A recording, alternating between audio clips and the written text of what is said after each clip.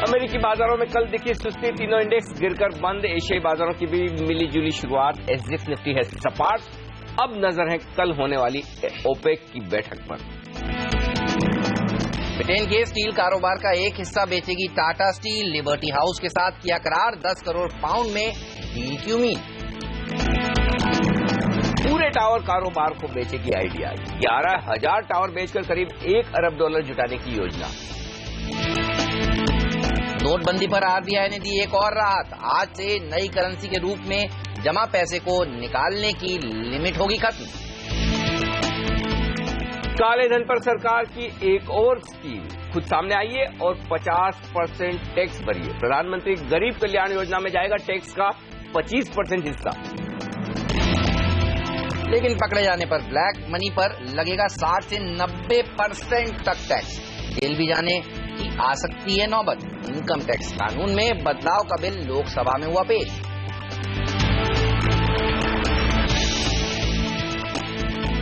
सुस्ती का माहौल दुनिया भर में और भारतीय बाजारों में। रुपए की कमजोरी है, एफआईएस का दबाव, लेकिन बाजार है 8,100 के ऊपर। तो बड़ा सवाल है कि सुस्ती के बाद क्या होगा डायरेक्शन और कैसे करें ट्रेड आप, इस पर हमारा खास फोकस। नमस्कार, मार्केट काउंटडाउन में आप सबका स्वागत है। मैं हूं अनिल सिंघवी और आपकी सुस्ती भगाने के लिए हमारे साथ हैं हमारे चुस्त एक्सपर्ट। हमारे साथ जुड़ रहे हैं powermywealth.com के संदीप वागले साहब और सिटी फिनमार्ट के विकास सेठी भी हमारे साथ कुछ ही देर में जुड़ेंगे। आपका स्वागत है। लेकिन देखिए, ग्लोबल मार्केट्स किस तरह से ट्रेड कर रहे हैं। यूएस में ट्रंप रैली को थोड़ा सा ब्रेक लगता हुआ दिखा है। हालांकि कोई ज्यादा घबराहट की बात नहीं है। 19,000 के ऊपर अभी भी डाउ बना हुआ है। यूरोप के मार्केट्स देखिए घबरा रहे हैं कि इटली का रेफरेंडम जो वीकेंड पर होने वाला है, यानी इटली वोट करने वाला है कि यूरोपियन यूनियन से बाहर होगा या नहीं होगा। इससे पहले थोड़ी सी नर्वसनेस बनी हुई है। आधे से 1% की गिरावट देखने को मिल रही है और इसी का असर एशियाई बाजारों पर देखने को मिल रहा है। मिला जुला सा ट्रेड देखा जा रहा है। एसजीएक्स निफ्टी जो घंटे भर पहले 10 अंक नीचे था, अब थोड़ा सा रिकवर करने की कोशिश करता हुआ। अल्लाह, कैसे अप्रोच करेंगे आज के बाजार को आप? समय बिताएगा बाजार इस रेंज में, और बड़ी रेंज अगर देखें हेमंत तो वो रेंज बनती है 8,000 से 8,200 की। थोड़ी थोड़ी रेंज ऊपर शिफ्ट हुई है।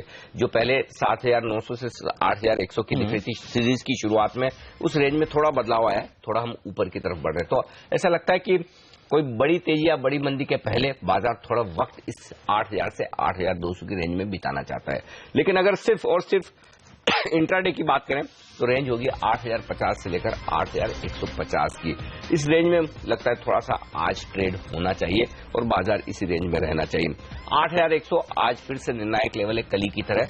हालांकि कल हम थोड़े से पॉजिटिव बंद होने में कामयाब रहे, लेकिन 8,100 पर जिस तरह की पोजीशंस बनी है, भले ही आप कमजोर खुल जाए, लेकिन अगर आप 8,100 के ऊपर बने हुए हैं तो घबराने की जरूरत नहीं, आप तेजी में ही हैं, ये मानकर चले। 8,100 के नीचे जाएं तो थोड़ी सी तेजी की पोजीशन कम होने का खतरा होगा, लेकिन फिर भी मैं बड़ी गिरावट नहीं देख रहा हूं। छोटे दायरे में ट्रेड होगा और छोटे दायरे में ट्रेड के साथ आपको दोनों तरफ ट्रेडिंग के मौके मिलेंगे। और इसकी वजह यह कि नेगेटिव साइड पर देखें तो एफआईएस के आंकड़े और रुपए की कमजोरी है, वहीं पॉजिटिव साइड पर देखें तो बाजार 8,100 के ऊपर होल्ड करने में कामयाब होते दिख रहे हैं। दो ट्रेड बनेंगे निफ्टी पर। एक तो शॉर्ट साइड पर 8,200 का स्टॉप लॉस लगाएं और बेचने के लिए सही जगह होगी 8,150 8,175 की रेंज। वहां पर मिले तो निफ्टी शॉर्ट करें 25 पॉइंट का स्टॉप लॉस लगाकर। नीचे की तरफ 8,100 8,075। बहुत बड़ा मुनाफा नहीं देख रहा हूं, लेकिन छोटे मुनाफे के लिए एक शॉर्ट कॉल लिया जा सकता है। दूसरा तरीका है कि अगर आप खुलने के बाद पहले कमजोर हो जाएं तो 8,100 के नीचे खरीदारी के मौके ढूंढें। 8,050 आपका स्ट्रिक्ट स्टॉप लॉस होगा और 8,150 के आसपास का लक्ष्य आप रखकर निफ्टी में खरीदारी भी कर सकते हो। तो दोनों तरफ के ट्रेडिंग मौके होंगे। तो शुरुआत के बाद पहले घंटे में बाजार को डायरेक्शन लेने दें। मुझे लगता है शुरुआती घंटे की कमजोरी या सुस्ती के बाद बाजार फिर से एक रफ्तार पकड़ता हुआ दिख सकता है, एक डायरेक्शन में ट्रेड करता हुआ दिखेगा।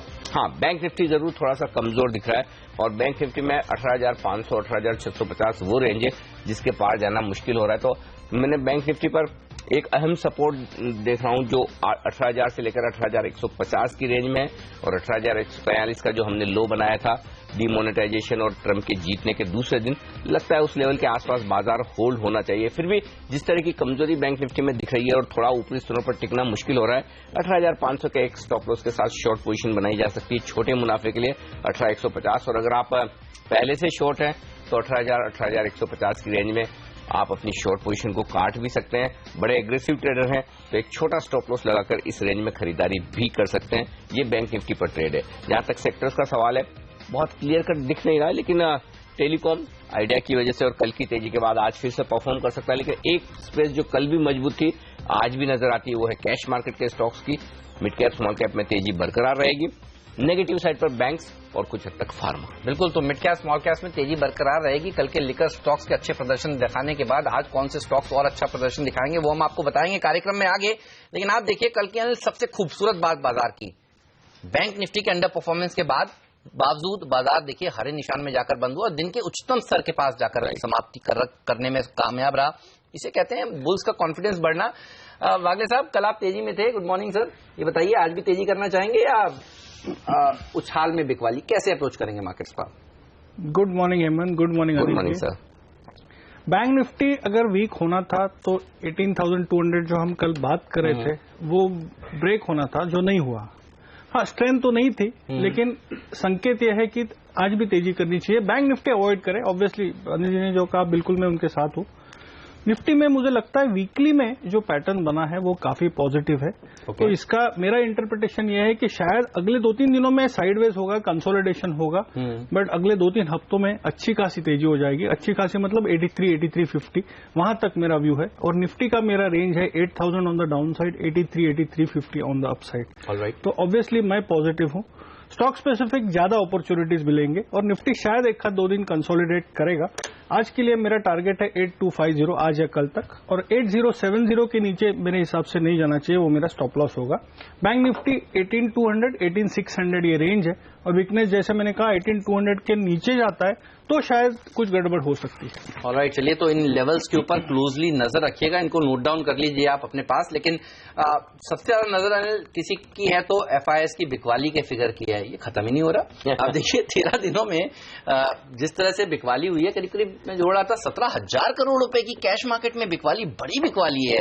कितना शेयर बेचेंगे ये लोग और करेंगे क्या फिर, ये बताइए। कल भी 1400 करोड़ रुपए के आसपास की कैश मार्केट में बिकवाली हुई है। दिक्कत की बात है कि बिकवाली हो रही वो ठीक है, लेकिन कल के बाजार को देखकर लगाने की 1400 करोड़ का वो बेच लेंगे, तो कल की बिकवाली थोड़ी बड़ी है, थोड़ी परेशान करने वाली है, पहली बात।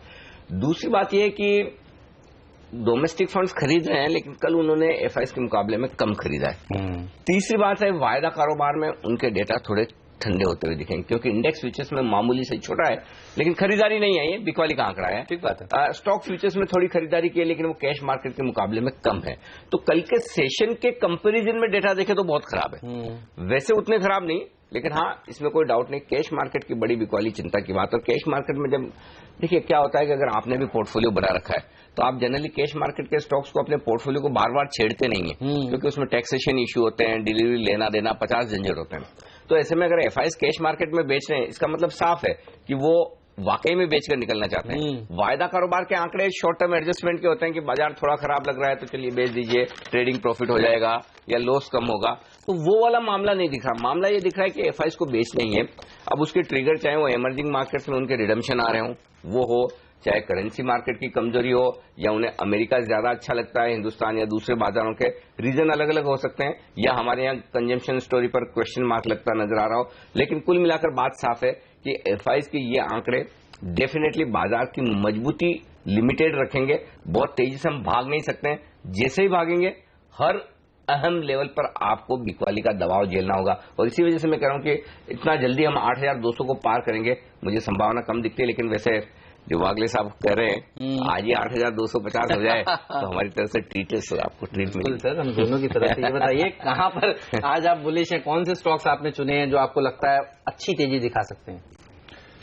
इंडिविजुअल स्टॉक्स बैंक्स छोड़ के, बैंकिंग सेक्टर छोड़ के मुझे काफी सारे अच्छे स्टॉक दिख रहे हैं। तो इनफैक्ट FI के डेटा जो अनिल जी कह रहे थे, मैं थोड़ा सा सरप्राइज हूं, क्योंकि पैटर्न निफ्टी में और ओवरसोल्ड जोन्स में है, तो ऐसा खराब नहीं दिखता है। बैंक निफ्टी में बिल्कुल, बैंकिंग स्टॉक्स में बिल्कुल अनसर्टेनिटी दिखती है। मेरा बेस्ट पिक होगा हिंद पेट्रो। आई थिंक ये कल मॉर्निंग में अनिल जी ने फर्स्ट इसमें कहा था HPCL, और मतलब सारे स्टॉक्स अच्छे चले थे और इसने एक फ्रेश ब्रेकआउट दिया है, तो मैं इसमें बाय करने की सलाह दूंगा 468 के स्टॉप लॉस से फॉर अ टारगेट ऑफ 507। दूसरा स्टॉक होगा BEL, जिसमें कल closing was at the highest point, open interest भी अच्छा था।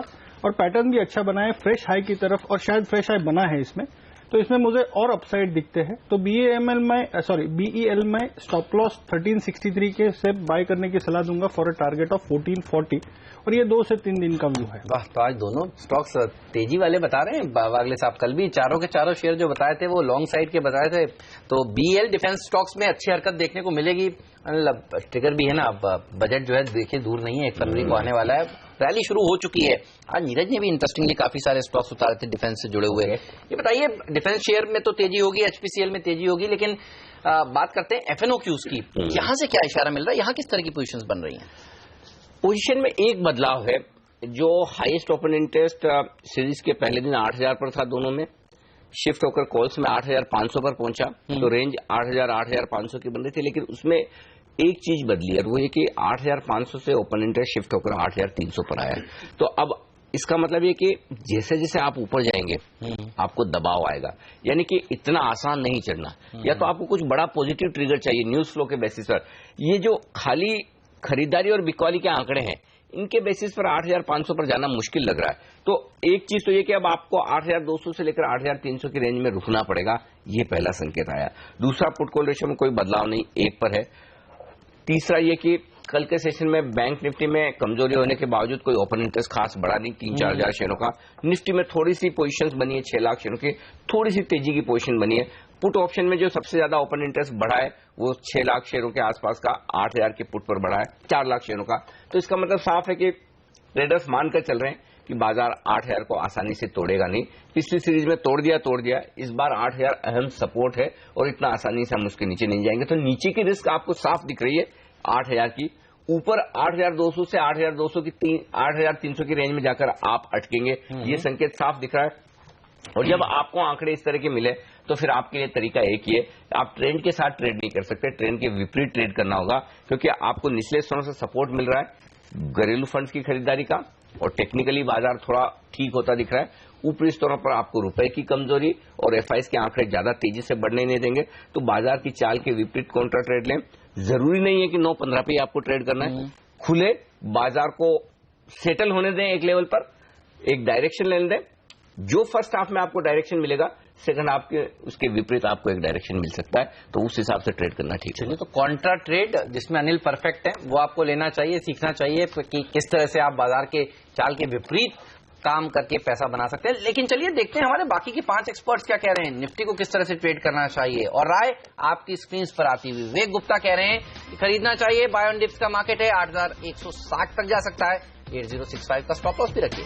मानव चोपड़ा भी खरीदने की राय रखते हैं, 8070 उनका स्टॉप लॉस है, 8250 के लक्ष्य, ठीक वागले साहब की तरह। और उनके साथ हैं मानस जायसवाल भी, वो भी कह रहे हैं लॉन्ग साइड का ही आपको ध्यान रखना चाहिए। देखिए उनका टारगेट 8250, वाओ, 8075 के स्टॉप लॉस के साथ लॉन्ग पोजीशंस बनाए। एसएमसी ग्रुप के मुदित गोयल 8090 के स्टॉक से खरीदना चाहते हैं, निफ्टी 8170 के लक्ष्य के लिए। और नीरव अखारिया भी बुलिश, आज तो लंबी लाइन हो गई। आप देखिए 8170 का टारगेट, 8090 का स्टॉप लॉस। तो इन सबको अच्छा लगा कल बैंक निफ्टी के अंडर परफॉर्मेंस के बावजूद बाजार ने जिस तरह से तेजी बनाई। 5 के 5 एक्सपर्ट बुलिश, वागले साहब भी बुलिश, तो सारे एक्सपर्ट्स बुलिश हैं आज, और मैं हूं थोड़ा सा कोशिश, ठीक है। अच्छा, विकास सेठी जी भी अभी हमारे साथ जुड़ेंगे, उनसे पूछेंगे उनकी राय क्या है। मैं दोनों तरफ मौके देख रहा हूं एक्चुअली, इसलिए 8065 8090 ये 2 लेवल है जिस पर नजर रखिए। छोटा स्टॉप लॉस लगाना चाहे निफ्टी पर तो वो 8090 का होगा, लेकिन बेहतर होगा कि सेफ स्टॉप लॉस लगाएं कल के लोज के आसपास जो है 8065 का।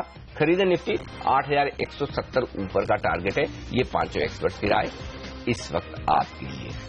लेंगे एक छोटा सा ब्रेक, कहीं मत जाइए, बने रहिए सीएनबीसी आवाज के साथ। ब्रेक के बाद बताएंगे 5 का पंच। विकास सेठी जी जुड़ चुके हैं, उनसे जानेंगे उनको कौन से स्टॉक्स अच्छे लगते हैं, बाजार पर उनका ध्यान कैसा है। तो एक्शन बहुत रहने वाला है, बने रहिए हमारे साथ।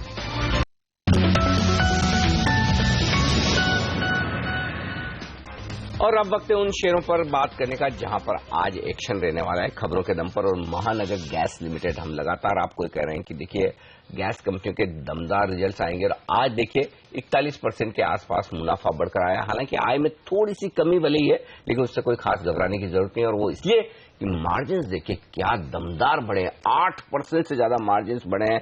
तो आज ये स्टॉक दिखाएगा दमदार प्रदर्शन। कह रहे हैं ऑयल मार्केटिंग कंपनियां जो अगली हैं वो गैस मार्केटिंग कंपनियां हो सकती हैं। आईजीएल, गुजरात गैस के बाद देखिए महानगर के भी अच्छे नंबर्स और टिमकेन के भी बेहतरीन नंबर्स। एक समय में डीलिस्टिंग कैंडिडेट के नाम से जाना जाता था, अच्छी तेजी इसमें बनती थी। अब आप देखिए मुनाफा जो आया वो 41% बढ़कर आया है। 13% से जो मार्जिन बढ़े हैं वो बढ़कर 16% हो गए हैं। 3% मार्जिन में भी इंक्रीज देखने को मिला है, तो इस शेयर में भी आज अच्छी रैली बन सकती है। बैंक ऑफ प्रोडक्ट्स 8 दिसंबर को इस कंपनी की बोर्ड बैठक है बायबैक पर विचार करने के लिए। टाटा स्टील पर रखिएगा नजर। देखिए डर लग रहा था जब सायस मिस्त्री जी को बाहर किया गया था, पता नहीं यूके के एसेट्स बेच पाएंगे या नहीं बेच पाएंगे, लेकिन यूके की स्पेशलिटी कारोबार बेचने के लिए कल इन्होंने लिबर्टी हाउस के साथ, यूके का बड़ा ग्रुप है उसके साथ करार किया है और उसके एवज में 100 मिलियन पाउंड इनको मिलेंगे। तो ये डील पॉजिटिव होगी टाटा स्टील कर भी और टाटा स्टील की बाकी सब्सिडरीज के लिए भी। तो इन स्टॉक्स पर रखिएगा नजर। आइडिया सेलुलर ये अपना पूरा का पूरा टावर कारोबार बेचने का मन बना चुकी है। पहले ये पूरा नहीं बेचना चाहते थे, कुछ हिस्सा बेचना चाहते थे, लेकिन बात बनी नहीं। अब 11,000 टावर है इनके पास और 11 के 11,000 बेचेंगे $1 बिलियन, मतलब लगभग 7,000 करोड़ रुपए में। इंटरेस्टिंग बात यह कि रेस में काफी लोग शामिल है। भारतीय इंफ्राटेल तो है ही, अमेरिकन टावर कंपनी जिसे एटीसी के नाम से जानते हैं, ब्रूकफील्ड जो एक बड़ा पी इन्वेस्टर है जो भारतीय एयरटेल के टावर कारोबार में भी हिस्सेदारी की बात कर रहा है। तो ओवरऑल काफी दावेदार हैं जो आइडिया का पूरा ये टावर कारोबार खरीद सकते हैं। तो कल के दमदार एक्शन के बाद टेलीकॉम शेयरों में कल के स्टॉप परफॉर्मर थे ये। देखते हैं आज और तेजी कितनी होती है। ऑलराइट, तो ये वो स्टॉक्स हैं जहां पर आपकी नजर होनी चाहिए, लेकिन विकास सेठी जी की नजर कहां पर है आइए आपको बताते हैं, उनसे ही बात करते हैं। सेठी साहब गुड मॉर्निंग, बताइए पहले तो मार्केट पर व्यू क्या है आपका?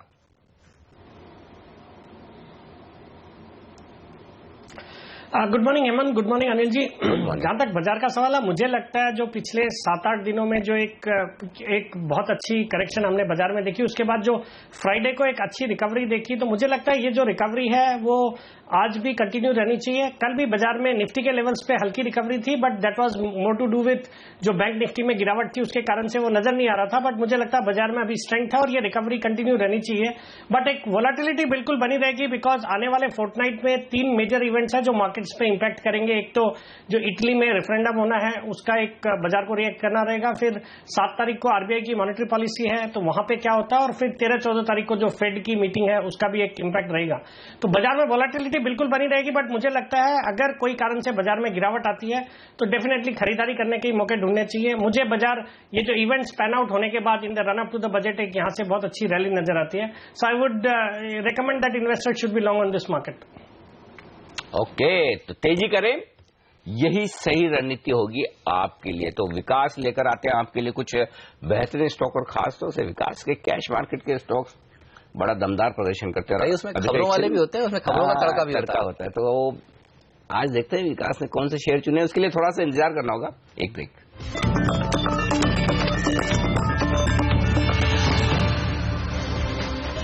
हमारे एक्सपर्ट्स हमारे साथ है विकास सेठी और संदीप वागले साहब। वागले साहब ने 2 स्टॉक तो बताए खरीदारी करने के लिए, एचपीसीएल और बीएल, 2 सरकारी कंपनियां तो बता दी है सर, सरकारी से हटकर कुछ प्राइवेट कंपनियां बताइए कहां खरीदे? अनिल जी, इंडो काउंट का कल पैटर्न अच्छा बना है, इसमें एक ब्रेकआउट आया है ऑलरेडी और मुझे लगता है मूव कंटिन्यू होगी अगले 1 या 2 ट्रेडिंग सेशन में। तो मैं इसको 150 के स्टॉप लॉस से बाय रिकमेंड करूंगा for a target of 168। Again 2 से 3 दिन का व्यू है। ऑयल में थोड़ी वीकनेस लग रही है, शायद ओवरसोल्ड से ओवर बॉट से घुमा है, तो मैं समझता हूं इसमें एक ट्रेडिंग सेल है। लॉन्ग टर्म मेरा व्यू अभी भी पॉजिटिव है। ये 435 के स्टॉप लॉस से बेचा जा सकता है फॉर अ टारगेट ऑफ 414। ये तो हो गया सेलो न्यूज, क्योंकि एक तो बोनस दिया कम, 3 पे 1 ही, और वैसे भी रिजल्ट भी ऐसे कोई एक पे 1 देने की उम्मीद लगा के सब बैठे थे, और इसीलिए हम कल बोल रहे थे सुबह कि देखिए कहीं ऐसा ना हो कि सेलो न्यूज हो जाए। तो चलिए ये सेलो न्यूज हो गया, और सेलो न्यूज ही नहीं हुआ, शॉर्ट भी हो गया है। तो वागले साहब ने बोला है शॉर्ट, तो शॉर्ट अब गिरेगा ये शेयर आज फिर से, तो देखेंगे कितना गिरता है। फिलहाल लेंगे एक छोटा सा ब्रेक और इस ब्रेक के बाद हेमंत एफआईएस की ब्रोकरेजेस पर नजर डाल ली जाए बिल्कुल, और उसके बाद विकास सेठी जी के पिक्स का लोगों को इंतजार है। थोड़ा और धैर्य रखिए, बताने वाले हैं हम। विकास सेठी जी लंबी सूची तैयार कर रहे हैं आपके लिए, तो कहीं मत जाइए, बने रहिए सीएनबीसी आवाज के साथ। ब्रेक के बाद नीति हमारे साथ जुड़ेंगी जो रोज बताती हैं आपको बढ़िया बढ़िया रिपोर्ट। बने रहिए।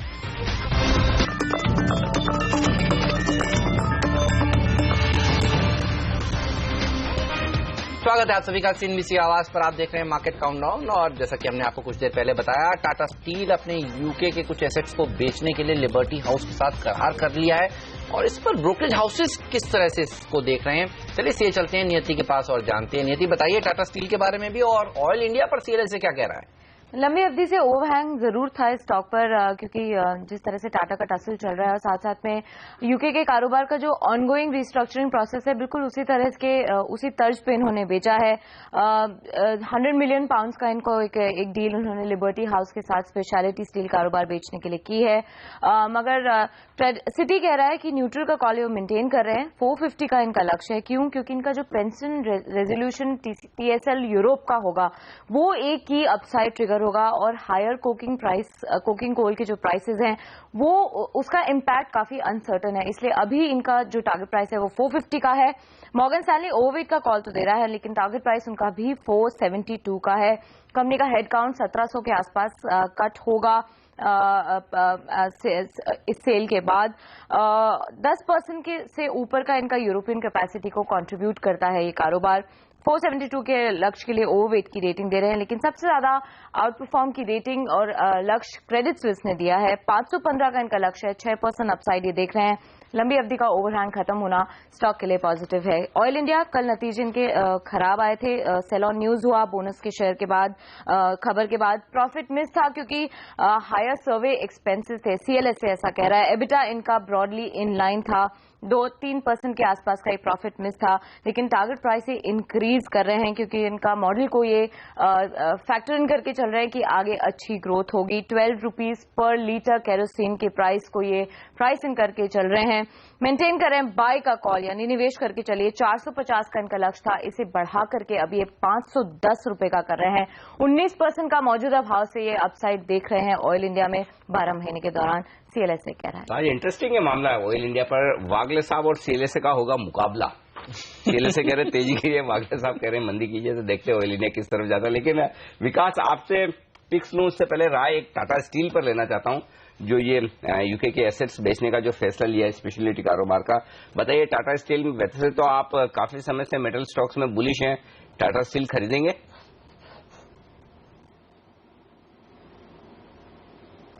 नहीं बिल्कुल अनिल जी, न्यूज पॉजिटिव है। आज उसमें पॉजिटिव इम्पैक्ट रहेगा बट गिवन अ चॉइस अगर मुझे स्टील से कोई स्टॉक को चूज करना होगा तो I would like to go with JSW steel because of the जो नेगेटिव न्यूज एक टाटा ग्रुप के साथ चल रही है तो मुझे लगता है थोड़े दिन मुझे अवॉइड ही करने की इच्छा रहेगी। बाकी स्टील को अगर आपको प्ले करना है तो मेरे ख्याल में JSW स्टील जहां पे कॉर्पोरेट एक्शन भी ड्यू है, स्टॉक स्प्लिट उन्होंने अनाउंस किया हुआ है, स्टॉक में कल भी एक अच्छी बढ़त देखी गई है तो I would go with JSW steel in the space. Alright, तो JSW स्टील ये शेयर सबसे अच्छा लगता है इस स्टॉक में और इसने आउट परफॉर्मेंस दिखाई भी है पहले भी। लेकिन विकास जी ये बताइए आपके बाकी के टॉप पिक्स क्या हैं। उसके बाद हम नियति के पास चलेंगे और नियति से जानेंगे HUL और ब्रिटानिया के ऊपर ब्रोकरेज हाउसेस क्या कह रहे हैं।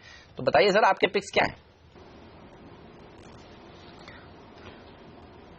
या बिल्कुल हेमंत, एक तो मैंने जिक्र किया JSW स्टील, वो मैंने अपने नोट पे भेजा। दूसरा मेटल स्पेस से ही वेदांता पे भी मैं आज के लिए बुलिश हूं। जिस तरह से मेटल्स के प्राइसेस मल्टी ईयर हाइस पे है, चाहे वो जिंक हो चाहे कॉपर हो। फिर यूएस में डोनाल्ड ट्रंप ने ऑलरेडी $1 ट्रिलियन का इन्वेस्टमेंट का बोला इंफ्रास्ट्रक्चर में। कल चाइना से भी $36 बिलियन वो अपनी बीजिंग में एक रेल लिंक के लिए निवेश करेंगे। फिर इंडिया में भी इंफ्रास्ट्रक्चर स्पेंड बढ़ने वाला है तो मुझे लगता है मेटल्स में जो तेजी है वो बिल्कुल रहनी चाहिए। Vedanta would be my one of the top bets for today. इसके अलावा मुझे टोरेंट फार्मा आज के लिए अच्छा लगता है। जिस तरह का कल price volume action fag end में दिखाई दिया, मुझे लगता है some positive news could be in the offering. So Torrent Pharma पे बिल्कुल नजर रहनी चाहिए। और एक और कॉन्ट्रेरियन कॉल रहेगा मेरा ICICI बैंक पे। ऑल्दो बैंकिंग ने कल डिसअपॉइंट किया है बट मुझे लगता है अगर आज निफ्टी में रिकवरी होगी तो that should be led by banking space. और मुझे लगता है आज बैंकिंग में खरीदारी करने का मौका होगा और उसमें ICICI बैंक मुझे सबसे ज्यादा पसंद है। ये तो बड़ी इंटरेस्टिंग बात कही आपने कि अगर तेजी होगी तो बैंकिंग शेयर से। वैसे भी हेमंत बात तो विकास जी थोड़ी ठीक ही कर रहे हैं क्योंकि ये 18,150 के आसपास बैंक निफ्टी रुकना तो चाहिए क्योंकि वो जिस दिन ट्रंप साहब जीते थे और ये नोटबंदी हुई थी उस दिन यही 18,143 का लो बनाया था। वहां से 2000 पॉइंट की नॉन स्टॉप रैली हुई, फिर वहीं आ गए। तो इतना जल्दी तोड़ेंगे ऐसा लगता तो नहीं है। अच्छी बात है वहां से घूम जाए। कम से कम हम भी यही बात कर रहे थे कि सुबह शॉर्ट तो कवर कर लीजिए, आप खरीदारी करें ना करें आपकी मर्जी, लेकिन मंदी जरूर काट लीजिएगा 18,150। 5 के पंच के 5 एक्सपर्ट्स संदीप वागले साहब, विकास सेठी जी, सब आज मार्केट्स पर बुलिश। तो आईसीआईसीआई बैंक अगर अच्छा प्रदर्शन दिखाएगा तो बैंक ने सर आप सब लोग बोल रहे हैं बुलिश है, खरीदारी भी करिएगा ताकि बाजार थोड़ा सा और ऊपर जाए। खाली बोलिएगा मत, खरीदारी भी करिएगा और करवाइएगा। चलिए देख लेते हैं बाकी कौन से शेयरों पर एक्शन दिख रहा है एफआईज की तरफ से। रिपोर्ट आई है तो नीति बताइए, कुछ एफएमसीजी शेयरों पर रिपोर्ट से आज आपके पास? बिल्कुल है अनिल जी। एचयूएल पर मैनेजमेंट का कॉन्फ्रेंस कॉल हुआ था और उसके बाद जो स्टेटमेंट्स निकल के आए हैं, आज ब्रोकरेजेस अपनी रिपोर्ट्स उन्होंने दी हैं। शॉर्ट टर्म में डिमांड हिट होगा, नोटबंदी का असर जरूर आएगा, लेकिन लंबी अवधि में काफी पॉजिटिव है दोनों ही पर, जीएसटी और डिमोनेटाइजेशन। इसका इम्पैक्ट लॉन्ग टर्म में काफी ज्यादा पॉजिटिव होगा। मैनेजमेंट अपना भरोसा खुद जता रहा है। साथ साथ में कह रहे हैं कि इन्होंने बहुत सारी अब नई स्ट्रैटेजीज अपनाई है, जैसे ये डिस्ट्रीब्यूटर्स को क्रेडिट दे रहे हैं, मीडिया इंटेंसिटी को कम कर रहे हैं और डायरेक्ट रीच प्रोग्राम अब इन्होंने ज्यादा बढ़ा दिया है। तो मिक्स व्यूज है क्योंकि नियर टर्म में एक इम्पैक्ट जरूर आएगा रेटिंग के हिसाब से, मगर जितने भी टारगेट प्राइस हैं वो करंट मार्केट से ऊपर के हैं। जैसे सीएलएसए आउटपरफॉर्म की रेटिंग मेंटेन कर रहा है, टारगेट प्राइस इनका 925 का है, 52% अपसाइड पोटेंशियल ये देख रहे हैं। Bank of America Merrill Lynch भी निवेश करने की सलाह दे रहे हैं, ₹1000 का लक्ष्य है।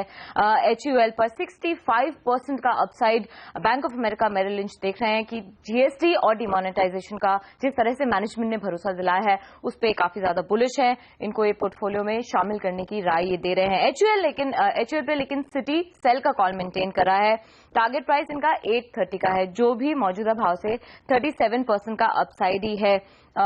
नियर टर्म में जो इम्पैक्ट आएगा वो कितना होगा अनसर्टन है, इसलिए अभी ये थोड़े से कॉशियस है, इसलिए रेटिंग इनकी सेल मेंटेन है।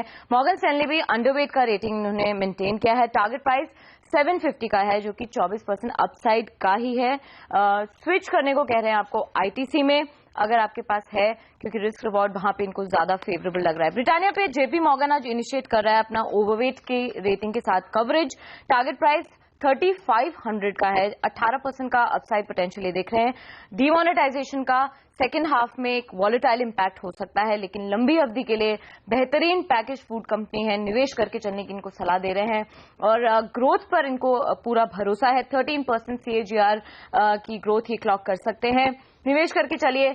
3500 तक का लक्ष्य आपको ब्रिटानिया दिखा सकता है जेपी मॉर्गन के अकॉर्डिंग। ओके, तो लोग बिस्किट खाते रहेंगे, कोई दिक्कत की बात नहीं है। जेपी मॉर्गन देखिए बुलिश ब्रिटानिया पर। शुक्रिया नियति आपका। और लोग शैम्पू और सर्फ भी इस्तेमाल करेंगे, डिमोनेटाइजेशन के चलते थोड़ा सा धक्का जरूर लगा है, लेकिन आप देखिए लिकर शेयर और इस तरह की कंपनियों को कुछ खास नुकसान है नहीं, ये कह रहे हैं बड़े ब्रोकरेज हाउसेज। ये बताइए, सीएलएसए कह रहा है कि 925 का लेवल देखने को मिल सकता है एचयूएल में। एचयूएल के चार्ट्स क्या आपको बता रहे हैं ये लेवल कब तक हासिल हो जाएगा, क्योंकि सीएलएसए के लेवल्स जो हैं वो सवेर हासिल तो होते हैं। हेमंत, मैं इमीडिएटली 855 860 की बात करूंगा, जो ट्रेडिंग व्यू है, जो कुछ दिनों में आ सकता है। Alright. अगर वो आ सकता है और वहां प्राइसेस सस्टेन होंगे तो डेफिनेटली मार्केट इंप्रूव होगा, तो 900 925 भी आ सकते हैं। लेकिन एक पॉइंट मैं इधर कहना चाहूंगा, जो आई थिंक नियति ने बात की, मुझे आईटीसी एक बाउंस बैक प्ले में ज्यादा आउट परफॉर्म कर सकता है between HUL and ITC in the extreme short run अगले कुछ दिनों में। तो बिटवीन द टू आप मुझे पूछेंगे, मैं आईटीसी के साथ जाना चाहूंगा। आईटीसी लेंगे लीवर के बजाय, बिटवीन द टू। हाँ, ठीक बात है। वैसे भी सिगरेट की मांग पर देखिए, वैसे भी वो सीएलएसए ने बोल दिया तो हो सकता है लीवर ऊपर ही खुले। तो वागले साहब के बोलने पे आईटीसी अगर बहुत ऊपर, वैसे तो खुल जाता है सर, आपके बोलने पे भी स्टॉक ऊपर खुलता ही है, लेकिन फिर भी मौका मिल सकता है। तो आईटीसी लीवर जो कम ज्यादा ऊपर खुले और जहां ज्यादा बेहतर मौका मिले, दोनों जगह आपके लिए मौके हैं। मौके वायदा कारोबार में कहां हैं, बताने के लिए तैयार है हमारे साथ चॉइस ब्रोकिंग के एसोसिएट डायरेक्टर सुमित बगड़िया। सुमित, बताइए पहले तो निफ्टी और बैंक निफ्टी खरीदेंगे या शॉर्ट करेंगे ऊपर में? गुड मॉर्निंग अनिल जी।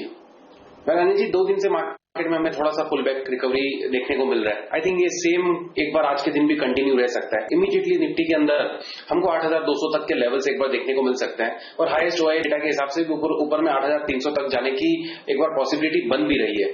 फिलहाल प्योरली ट्रेडिंग पर्सपेक्टिव से 1 से 2 दिन के व्यू के हिसाब से एक बार निफ्टी के अंदर पुल बैक की उम्मीद की जा सकती है और एक तेजी का व्यू लेके काम किया जा सकता है। 8180 8200 ये इमीडिएटली एक हर्डल रहेंगे निफ्टी के लिए। जैसे ही अगर ये ब्रेक होते हैं तो 8250 तक ये रैली एक्सटेंड हो सकती है। इंट्राडे में अगर कोई डिप मिलती है 8110 120 के लेवल्स तक, तो बाइंग अपॉर्चुनिटी के तौर पर ली जा सकती है। 8060 का निफ्टी के लिए स्टॉप लॉस होना चाहिए। ये प्योरली ट्रेडिंग पर्सपेक्टिव के हिसाब से पुल बैक के हिसाब से कॉल है, कोई बड़ी तेजी अभी तक नहीं समझ में आ रही है। सिर्फ पुल बैक के लिए तेजी करके खेला जा सकता है। ऑलराइट, तो तेजी करके खेलने के लिए आपको राय एक और आती हुई सुमित बगड़िया की तरफ से। ये बताइए सुमित जी, कौन से स्टॉक्स हैं जहां पर आप बुलिश या बेयरिश हैं आज? आपके पिक्स बताएं। Good morning Hemant. Well Hemant, हमारे पास दो स्टॉक है जिसके अंदर हमको ऐसा लग रहा है कि यहाँ से तेजी बन सकती है। सबसे पहला तो ओएनजीसी के अंदर यहाँ कल हमने एक अच्छा मूव देखा था और ऐसा लगता है कि यहाँ से इस बार ये 300 के लेवल्स हमको टच करते हुए दिखाई दे सकता है। तो ओएनजीसी के अंदर तेजी करके काम करना चाहिए, प्रेजेंट लेवल्स पे तेजी करे। 275 का स्टॉप लॉस लगाना होगा और ऊपर में इमीडिएटली 295 से 300 तक के इमीडिएट टारगेट होंगे। ये लेवल ब्रेक होने के बाद हमको ये 320 से 325 तक के मूव भी दिखाएगा अगले 25-30 दिनों के अंदर, बट इमीडिएटली 4-5 दिनों के लिए या फिर एक हफ्ते के व्यू के लिए 295 से 300 के टारगेट के लिए ओएनजीसी के अंदर बाय करके काम किया जा सकता है। दूसरा स्टॉक ग्रासिम के अंदर कल हमें एक अच्छा मूव देखने को मिला है। हमें ऐसा लगता है कि ग्रासिम में यहाँ से और थोड़ी सी रिकवरी देखने को मिल सकती है, जिसके अंदर स्टॉक के अंदर हमें ऊपर में 880 तक के लेवल देखने को मिल सकते हैं।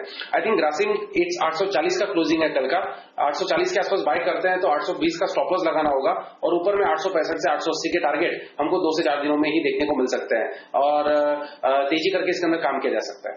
ओके, तो ग्रासिम खरीदे, ओएनजीसी खरीदे, ये दो स्टॉक दिए हैं सुमित ने खरीदारी करने के लिए। आज से कुछ और स्टॉक्स हैं सुमित के पास, कुछ और स्टॉक्स हैं विकास सेठी जी के पास भी, वो हम उनसे बातचीत करेंगे। लेकिन बातचीत करेंगे हम सिमी भौमिक से भी, जो जुड़ने वाली है कोलकाता से हमारे साथ इस छोटे से ब्रेक के बाद। बने रहिए आप।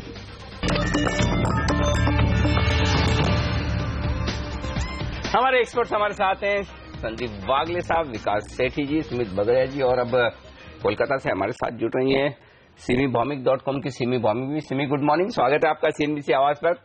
सबसे पहले तो बताइए कौन से स्टॉक्स चुने आज आपने ट्रेडिंग के लिए, आज से अपनी top picks. Good morning Anil ji, मैंने 3 स्टॉक मेरा रडार में है। एक अदानी पोर्ट जिसमें कल अच्छा मोमेंटम के साथ क्लोजिंग देखा गया था। मैं आज उसमें बुलिश हूँ, मुझे लगता है कि ये स्टॉक 280 तक जा सकता है। 278 280 का टारगेट है मेरा इंट्राडे का। 268 के नीचे स्टॉप लॉस लगा के मैं बाय कॉल दे रही हूँ। एचपीसीएल में मोमेंटम था, एकदम ऑल टाइम हाई के आसपास बंद किया था एचपीसीएल। शायद ये जो स्ट्रेंथ कल एक्वायर किया था वो मेंटेन्ड हो सकता है। 494 तक का टारगेट है मेरा, बाई करने का सलाह होगा 472 का स्टॉप लॉस के साथ। वेदांता, इसमें भी अच्छा मोमेंटम है और ये लास्ट कुछ सेशंस से अच्छा स्ट्रेंथ एक्वायर किया है। मुझे लगता है कि ये मेंटेन कर सकता है स्ट्रेंथ। तो मेरा इंट्राडे का टारगेट 233 एंड 236 हो सकता है और 223 का स्टॉप लॉस के साथ मैंने बाई सजेस्ट किया है। वाह, तो देखिए हमारे सारे एक्सपर्ट्स सेम पेज पर हैं। एचपीसीएल वागले साहब भी कुछ देर पहले कह रहे थे खरीदना चाहिए, विकास सेठी जी भी कह रहे थे वेदांता खरीदना चाहिए, वो भी सिमी की टीम में है। और अदानी पोर्ट्स, सुमित बगड़िया जी आपका भी ये कॉल है अदानी पोर्ट्स पर। देखिए ये भी सिमी भौमिक जी की लिस्ट में है, आपके क्या टारगेट्स हैं ये बताइए। जी बिल्कुल हेमंत, कोई कोइंसिडेंस है कि सेम कॉल निकल रहा है, but yes absolutely you are right. Adani port के अंदर यहाँ से एक तेजी दिखाई दे रही है। कल इसने एक अच्छा मूव दिया था और इमीडिएटली अदानी पोर्ट के अंदर यहाँ से ऐसा लगता है कि 10 से 15 रुपए की तेजी एक अच्छे से देखने को मिल सकती है। तो यस एब्सोल्युटली अदानी पोर्ट का 280 का कॉल लेके काम करना चाहिए। 9 से 10 रुपए के आसपास कल की क्लोजिंग है, तो इसके अंदर बाय करके काम करें। 280 का कॉल, स्टॉप लॉस लगाना पड़ेगा 7 रुपए का। रिस्क रिवॉर्ड रेशो बहुत ही अच्छा बैठ रहा है अदानी पोर्ट के अंदर। ऊपर में टारगेट इमीडिएटली 15 और फिर 18, यानी 15 से 18 तक के लेवल्स हमको देखने को मिल सकते हैं अदानी पोर्ट के 280 के कॉल के अंदर। तो यस बिल्कुल तेजी करके काम करना चाहिए।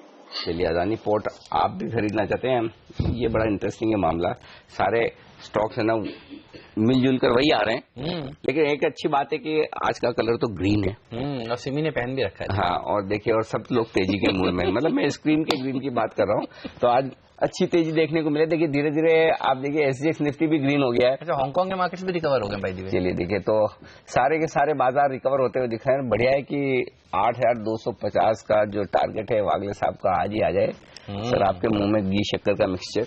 तो चलिए लेकिन कुछ कैश मार्केट के बेहतरीन स्टॉक्स विकास जी के पास भी है। पूछते हैं सर आपका इरादा कहाँ खरीदारी करने का, बताइए।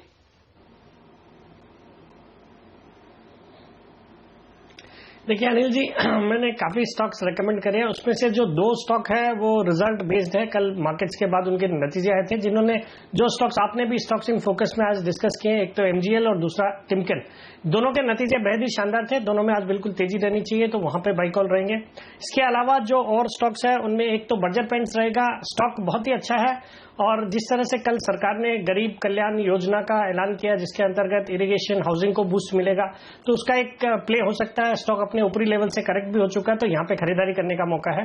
इसके अलावा त्रिवेणी इंजीनियरिंग, इसने भी अपने कल नतीजे बाजार बंद होने के बाद पेश किए, नतीजे बेहद ही शानदार थे और इसमें एक डीमर्जर की भी स्टोरी को प्ले आउट होना है, तो ये भी एक रडार पे रखना चाहिए और स्टॉक में खरीदारी करनी चाहिए। और जो फाइनली एक और स्टॉक रहेगा वो रहेगा आरती ड्रग्स, एक मिड साइज फार्मा कंपनी है, अच्छी कंपनी है, स्टॉक में भी ऊपर से करेक्शन हो चुका है और इसमें एक बाईबैक भी चालू है 750 के लेवल पे। स्टॉक अभी कुछ 630 के आसपास ट्रेड करता है, हालांकि छोटा बाईबैक है, उसका कोई बहुत ज्यादा पॉजिटिव इंपैक्ट नहीं है, बट कंपनी अच्छी है, लंबी अवधि के हिसाब से भी अच्छी लगती है और मुझे लगता है आज भी इसमें बिल्कुल तेजी बननी चाहिए। राइट, चलिए तो ये तमाम स्टॉक्स हैं जहां पर आपकी नजर होनी चाहिए। एमजीएल, टिमकेन बेहतरीन नंबर्स पेश किए, बर्जर पेंट, त्रिवेणी और आरती ड्रग्स पर भी रखिए नजर। ये विकास सेठी जी के mid cap ideas, mid caps में ज्यादा अच्छी तेजी देखने को मिल रही है, तो इनके ऊपर जरूर अमल करिएगा। आइडिया ये कैसा लग रहा है विकास, और ये डील कैसी लग रही है? पहले खबरें आई बीच में वोडाफोन के साथ विलय हो जाएगा, वो खबर तो खैर हो नहीं पाई, लेकिन अब खबरें आ रही हैं कि मेजॉरिटी स्टेक बेच सकते हैं, माइनॉरिटी बेच नहीं पाए। तो ये बताइए कैसे देखते हैं आप इन खबरों को? टेलीकॉम शेयर्स ने तो वैसे अब तक अंडर परफॉर्म ही किया है, एक आध दिन छोड़ दीजिए पिछले 2 ट्रेडिंग सेशंस, तो क्या उछाल में बिकवाली करनी चाहिए, बाहर रहना चाहिए, या आपको लगता है तेजी बन सकती है यहां पर भी?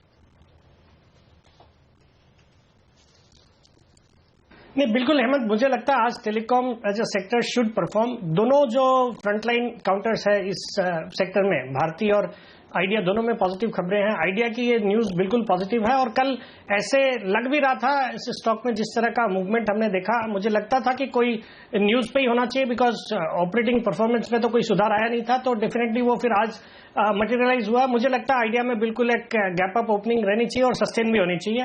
और जहां तक एयरटेल का सवाल है, वहां पे भी जो नंबर्स आए हैं इस महीने के, जो सब्सक्राइबर नंबर्स, वो बेहद ही बहुत ही एनकरेजिंग है, कीपिंग इन व्यू की जो रिलायंस जियो का फ्री ऑफर चालू है, तो उसको देखते हुए। बट एयरटेल में चूंकि कल एक बहुत अच्छी तेजी हो गई है बोल के, हो सकता है लिमिटेड अपसाइड हो, बट वहां पे भी मुझे लगता है आज पॉजिटिव ही रहना चाहिए। ओके, तो ये है राय टेलीकॉम शेयरों पर। वक्त एक ब्रेक का, और इस ब्रेक के उस पार कुछ और बेहतरीन स्टॉक्स हैं जहां खबरों के दम पर भी एक्शन दिखने वाला है और साथ ही कुछ ट्रेडिंग एक्शन भी। बात करेंगे इस ब्रेक के बाद।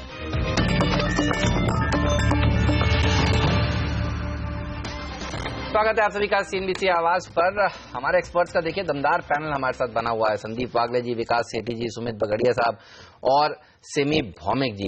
ये बताइए सुमित, बैंक निफ्टी ने जिस तरह से कल अंडर परफॉर्मेंस दिखाई, क्या आज वो अंडर परफॉर्मेंस खत्म हो सकती है? चार्ट्स आपको कैसे लग रहे हैं? आप बाजार पर तो बुलिश हैं, क्या बैंक निफ्टी पर भी बुलिश हैं या वहां पर कॉशियस हैं? एक सपोर्ट तो है 18,100 18,150 के आसपास, जो कि एक फाइनल सपोर्ट के तौर पे काम कर रहा है, वो बैंक निफ्टी के अंदर अभी तक होल्ड किया हुआ है। तो देयर इज अ पॉसिबिलिटी कि मार्केट्स के अंदर एक पुलबैक मूव देखने को मिल रहा है, तो बैंक निफ्टी के अंदर भी छोटा सा यहाँ से पुलबैक देखने को मिले। तेजी के संकेत, बड़ी तेजी के संकेत अभी तक कोई मिले नहीं है बैंक निफ्टी के अंदर, बट एक पुलबैक जरूर देखने को मिल सकता है। आई थिंक जब तक 18,100 150 के नीचे बैंक निफ्टी सस्टेन नहीं होता है, तब तक एक पुलबैक के लिए जरूर खेला जा सकता है। 18,300 के आसपास बाय बन सकता है इसके अंदर, 18,100 का स्टॉप लॉस और 18,600 तक के टारगेट हमको देखने को इंट्राडे में मिल सकते हैं। बैंक निफ्टी की अभी रेंज बनी हुई है 18,800 ऊपर में और 18,100 नीचे में। जब तक ये रेंज इधर साइड ब्रेकआउट नहीं होगी, तब तक फ्रेश ट्रेंड कंफर्म नहीं होगा। 18,800 के ऊपर फ्रेश तेजी में स्टार्ट हो सकता है ये, और 18,100 का लेवल अगर टूटता है नीचे में, तो इसके अंदर फ्रेश मंदी भी स्टार्ट हो सकती है, जिसके अंदर हमको 700-800 पॉइंट के फॉल देखने को मिल सकते हैं। तो जो भी बैंक निफ्टी में पोजीशंस क्रिएट कर रहे हैं, वो 18,100 का स्टिक स्टॉप लॉस रखे और प्योरली एक बार 1-2 दिन के लिए, जब तक इसमें ट्रेंड कंफर्म नहीं होता है, तब तक छोटे लेवल्स, छोटे टारगेट के साथ इंट्राडे प्रॉफिट बुकिंग करके चले। अभी फिलहाल 18,100 के स्टॉप लॉस से बाय, 18,600 का टारगेट। बैंक निफ्टी बेहद अहम सपोर्ट लेवल के आसपास, जो 18,000 से लेकर 18,150 की रेंज में सिमी है।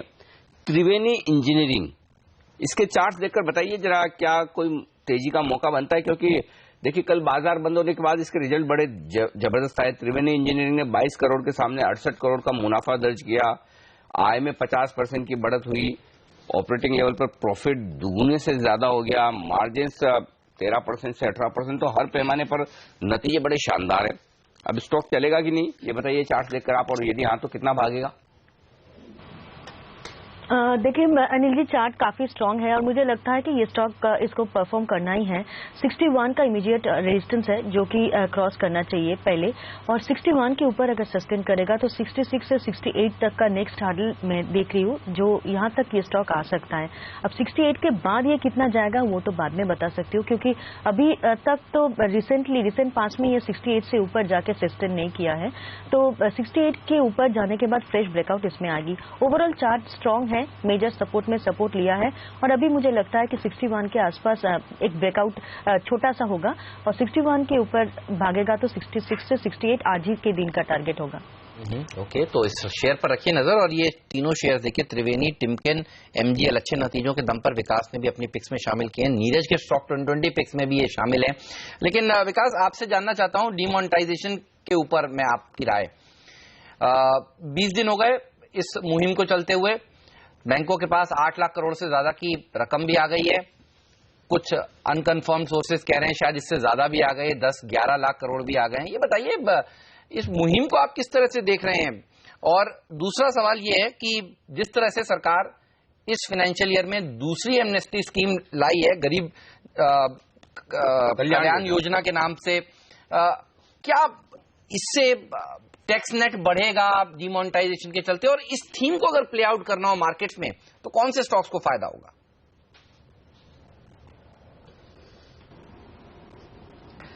देखिए, बिल्कुल हेमंत, ये जो डिमोनेटाइजेशन की जो एक पॉलिसी सरकार ने करी है, ये शॉर्ट टर्म में बड़ा पेन है, जो सबको मालूम है। हम भी खुद उसको एक्सपीरियंस कर रहे हैं। लोगों के पास लिक्विडिटी नहीं है, कंजम्पशन स्टोरी पे इम्पैक्ट पड़ा है। बट मुझे लगता है ये बहुत ही एक शॉर्ट टर्म क्वार्टर 2 क्वार्टर का ही रहेगा, और उसके बाद थिंग्स शुड बी नॉर्मल। और जो बाजार ने भी जिस तरीके से कंजम्पशन स्टोरी को बिल्कुल एक छोड़ दिया है कि वहां पे बहुत ज्यादा दिक्कतें आने वाली है, मुझे लगता है आज की डेट में अगर इस थीम को प्ले आउट करना है और आपका लंबी अवधि का नजरिया है, तो जो कंजम्पशन स्टोरी है उस पे ही बैंक करना चाहिए, बिकॉज वहां पे अब वैल्यूएशंस बहुत अट्रैक्टिव हो गए हैं, जिसमें भी पर्टिकुलरली जैसे हाउसिंग फाइनेंस कंपनीज है। मुझे लगता है ये डिमोनेटाइजेशन का इंपैक्ट रियल एस्टेट प्राइसेस पे बिल्कुल पड़ने वाला है। प्रॉपर्टी प्राइसेस करेक्ट होनी चाहिए। फिर सरकार के पास जितनी लिक्विडिटी आ रही है, रेट कट्स जरूर होंगे, interest rates on its own SBI ने अभी रिसेंटली कम भी करे हैं, तो हाउसिंग लोन्स में एक ब्याज दरों में कटौती होगी, उसका भी एक पॉजिटिव इंपैक्ट दिखना चाहिए। फिर जो एनबीएफसीज है, माइक्रो फाइनेंस है, जहां पे अभी बहुत सारी दिक्कतें दिखाई दे रही है कि लोगों को लगता है कि जो लोन्स इन्होंने दिए हुए जो कैश में आने रहते हैं वहां पे अभी आ नहीं रहे हैं, बट ये सब एक टेम्पररी शॉर्ट टर्म फेनोमेना है, जो कि डाउन द लाइन वहां पे एक अच्छी रिकवरी होनी चाहिए। तो चूंकि ये स्टॉक्स बिल्कुल बीटन डाउन है, तो यहां पे बिल्कुल प्ले करना चाहिए। और बाकी मुझे लगता है बैंक्स में भी जो लिक्विडिटी के कारण जो फायदा होना है वो बिल्कुल आना चाहिए, और स्टॉक्स भी अपने ऊपर लेवल से पब्लिक सेक्टर बैंक्स में काफी अच्छा खासा करेक्शन पिछले 3-4 ट्रेडिंग सेशंस में हो चुका है, तो यहां पे भी लंबी अवधि के हिसाब से बिल्कुल एक बाइंग की अपॉर्चुनिटी खोजनी चाहिए। जब ब्याज दरों में कटौती होगी तो मुझे लगता है क्रेडिट ऑफटेक भी आने वाले कुछ क्वार्टर्स के बाद, जब जीएसटी भी रोल आउट हो चुका होगा, इकोनॉमी में भी सरकार की तरफ से भी इंफ्रा स्पेंड वगैरह में बिल्कुल एक काफी फोकस रहना चाहिए। कंजम्पशन का जो नेगेटिव इंपैक्ट है उसको निगेट करने के लिए, तो मुझे लगता है इन सब सेक्टर्स पे बिल्कुल ध्यान देना चाहिए। एंड ओवरऑल लॉन्ग टर्म में मुझे ये एक जो खबर है ये बिल्कुल पॉजिटिव लगती है अपने मार्केट्स के लिए, अपनी इकोनॉमी के लिए। ओके, तो सरकार की तरफ से एमनेस्टी स्कीम एक और काला धन सफेद करना है, गौर फरमाइएगा इन तमाम स्कीम पर। और आज दिन भर हम इस पर कुछ खास डिस्कशंस और करने वाले हैं, वो भी जरूर देखिएगा। फिलहाल एक ब्रेक, और ब्रेक के बाद पहला सौदा।